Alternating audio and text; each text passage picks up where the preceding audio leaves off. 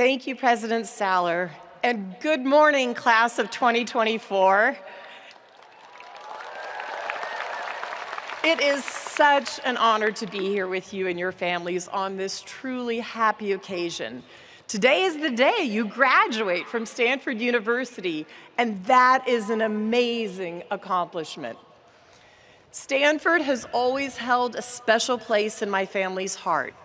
My dad, Ray French, received a scholarship to study mechanical engineering here in 1960. And while he worked on his master's degree, my mother, Elaine French, supported them with her job at a bottled water company. And on nights and weekends, she was my dad's lab assistant. There's an old photo I love of my mom, pregnant with my sister, standing next to the wind tunnel in the engineering lab with a clipboard and a stopwatch. Today, my mom and dad are back on campus for a very special occasion: to watch their granddaughter, Phoebe, graduate from the university that changed my dad's life.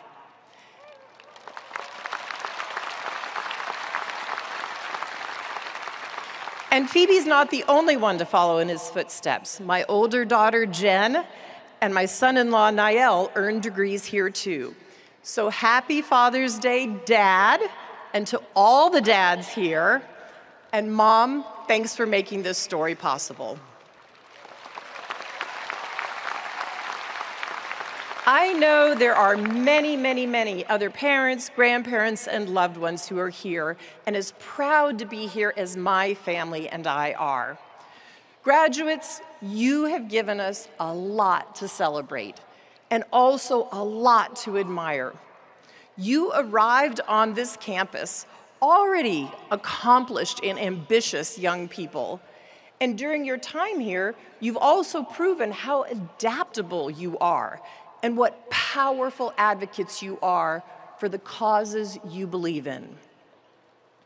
Stanford is a demanding university, and your time here was made even more challenging by what was happening in the world all around you. From a once-in-a-century pandemic that changed the way you lived and learned, to multiple wars that I know this campus is feeling very deeply. There is no question you are graduating into a different world than the one you matriculated into. But you are also leaving this campus prepared to be the leaders that we all need. And today marks an important milestone in that journey. Shortly after I sit down, you will be invited to rise if you are able. You will hear that call as a Stanford student. You will answer that call as a Stanford graduate. And with that, a major transition in your life will begin. I've been thinking a lot lately about transitions. The spiritual leader Ram Dass had a wonderful teaching about two waves traveling through the ocean, one big and one small. And as the waves get closer to the land, the big wave sees what's about to happen. They see all the waves ahead of them are just crashing onto the shore. And devastated, the big wave says to the small wave, he warns them, the end is near. And the small wave just smiles and says, don't worry, we'll be fine. You don't understand, the big wave insists, we're done for. And the smaller wave is just totally calm and says, no, we're not. And I can explain why in just 6 words. You're not a wave, you're water. I love that story. It captures what it's like to experience an enormous transition without losing the core of who you are. I turned 60 this year, and you don't get to be my age without navigating all kinds of transitions. Some you embraced, and some you never expected. Some you hoped for, and some you fought as hard as you could. For me, Those included starting my career at Microsoft, losing one of my very best friends to cancer, falling in love, having children, starting my work on behalf of women and girls, and ending a marriage and partnership of almost 30 years. And very recently, making a major career shift. In each case, there was a moment that I felt like that big wave, terrified that life as I knew it was about to be over. But I always made it to the next day, and so will you. And I've learned that the next day is when the real work begins. Because what we do the next day is what makes us who we are. So in addition to honoring all of your accomplishments today, I also want to offer you something to think about when you wake up tomorrow. 3 lessons I've learned from my own experience with transitions. The first piece of advice is to enter these moments with radical open-heartedness. Most of the time, we walk around through life in the thicket of our everyday routine. But during a transition, we step out of our familiar surroundings into a big, wide open space where everything is new. And there are 2 ways to encounter these spaces. You can keep your head down and focus on finding the shortest distance possible from one familiar thing to the next, or you can find the courage to linger in that liminal space and see what it has to tell you. That, to me, is practicing open-heartedness. I have to admit, as a young person, I managed transitions in the first way. I had a list of goals I wanted to accomplish, and as soon as I checked one off the list, I raced across the clearing to the next one. Because frankly, it was a lot less scary that way. But as I've gotten older, I've learned the value of embracing uncertainty. I'll give you one example of what this has looked like in my life. When I entered philanthropy more than 25 years ago, it was completely unfamiliar terrain. I didn't have any experience in global health or development yet. So I had a lot to learn, and I knew I'd need to pay attention. Now, initially, we thought the Foundation's work was going to focus on vaccine access. But when I started traveling around the world to see the work in action, the women I met kept changing the subject. They'd say, "What about the shots I used to get?" they'd ask me. And they were talking about contraceptives. So I stopped, and I listened to what they had to say. And soon, I was talking about contraceptives on almost all my trips, and continuing those conversations back home with my team. And those conversations led to others. I learned how much society benefits when women are able to make their own decisions, control their own resources, and direct their own futures.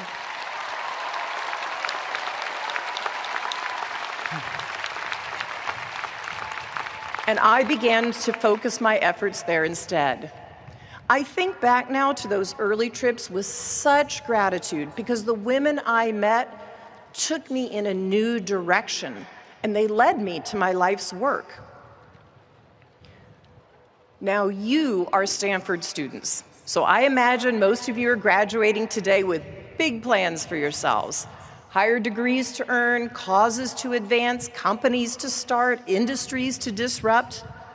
Those big, bold plans are wonderful, and the world needs you.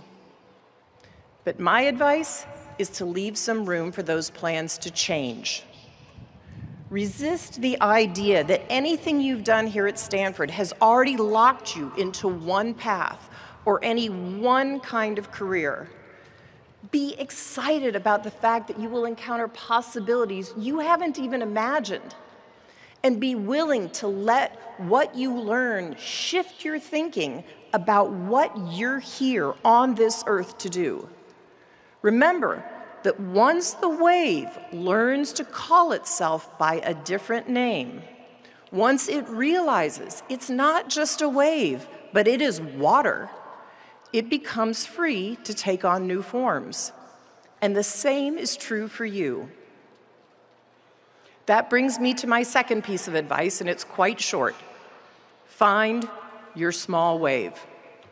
In the story about the waves, the smaller wave is the hero because it helps the big wave see things another way. In fact, the small wave isn't small at all. It has the perspective on the big wave that the big wave doesn't have on itself.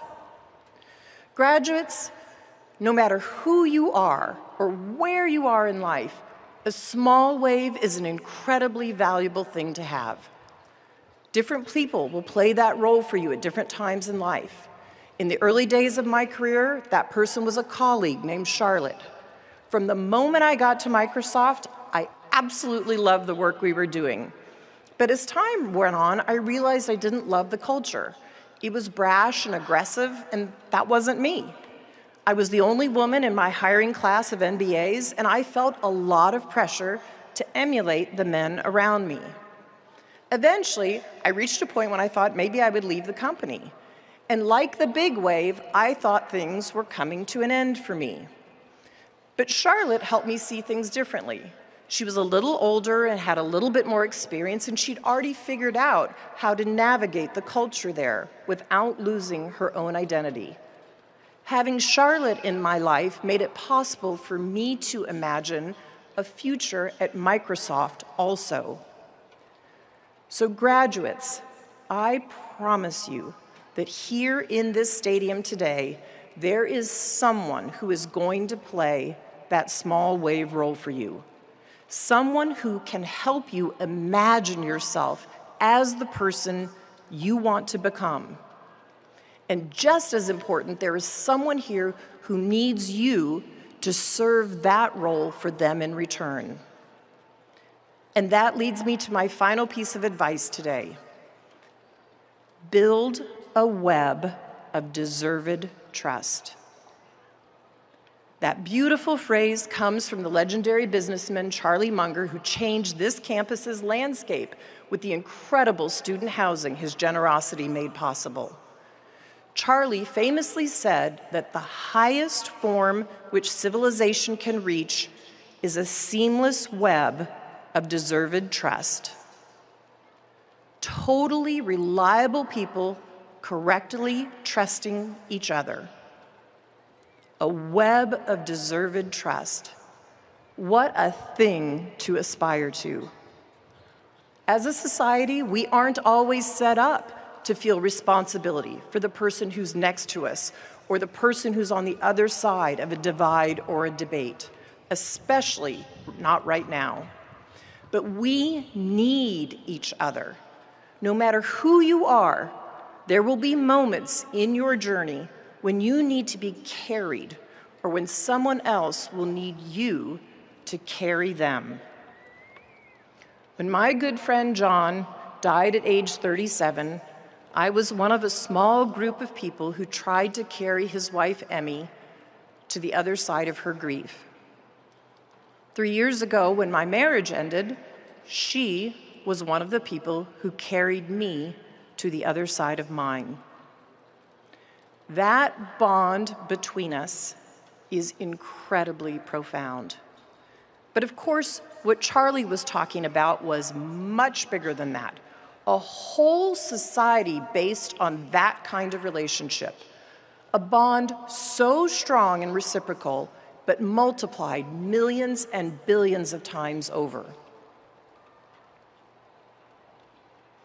During your time here as a student, you've borne witness to many painful reminders of how the world is still falling short of that vision. But you have also demonstrated just how ready you are to be the force for progress the world needs. Yes, you are graduating into a broken world, but it is community that rebuilds things. You've already started building that community here, and together is how you'll make the broken things whole again. But first, you need to graduate. And in a few minutes, when you and your classmates are invited to rise, I hope you will hear in that invitation a call to action. I hope you'll think of everyone who helped you reach this milestone today and vow to pay forward the investments they made in you. Most of all, I hope you will step forward into the future with radical open-heartedness, emboldened by the wisdom and perspective of the smaller, wiser waves that travel with you, committed to expanding the seamless web of deserved trust you have already begun to weave around you. And when you wake up tomorrow, no longer the person you are today, and not yet the person you will become next, I hope you will draw courage and confidence knowing that you graduates are water, the force that shapes the shore. What a powerful force you are. Thank you.